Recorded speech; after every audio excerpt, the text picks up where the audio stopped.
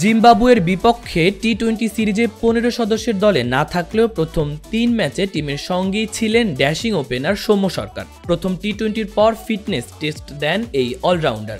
Result positive হওয়ায় 5 match সিরিজের পরের 2 ম্যাচে দলে ডাক পান আর ইনজুরি কাটিয়ে শুক্রবার একাদশে ফেরেন।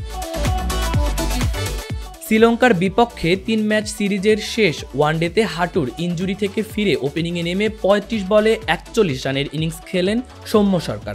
2021 সালের জুলাই মাসের পর সব মিলিয়ে 21 ইনিংস পর 30-এর বেশি রানের ইনিংস খেললেন তিনি।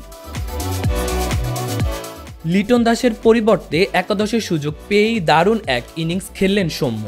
টিম ম্যানেজমেন্ট যে তার উপর আস্থা রেখেছিল যেন সেটারই প্রতিদান দিলেন 31 বছর বয়সী এ ওপেনার। মাঠে ফেরাটা মন্দ হয়নি সরকার সাহেবের। এমন কামব্যাকের পর সৌম্য বলেন, মাঠে আবার ফিরতে পেরে তার ভালো লাগছে। মাঠের বাইরে থাকাটা তার কাছে অনেক কষ্টকর। যেখানে সবাই খেলছে আর তিনি খেলতে পারছেন না, এর চেয়ে কষ্টের আর কিছু নেই বলে তিনি জানান।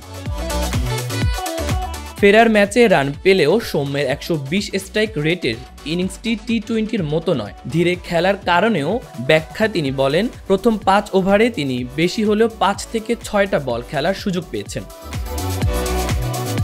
একপাশে দারুণ খেলছিল তানজিদ হাসান, উইকেটটা মোটামুটি সহজ ছিল।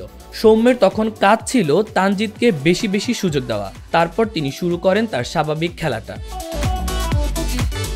মোট কথা, মাঠে ফিরেই রান পাওয়ায় মোটামুটি সন্তুষ্ট সৌম্য, কিন্তু দলে রেগুলার হতে হলে তাকে আরও পরিশ্রম করতে হবে, এটা আর সবার মতো তিনিও জানেন। তাই টিকে থাকার ফাইটটা তিনি চালিয়ে যাবেন। মাহবুবুর রহমান ইমন, খবর সংযোগ।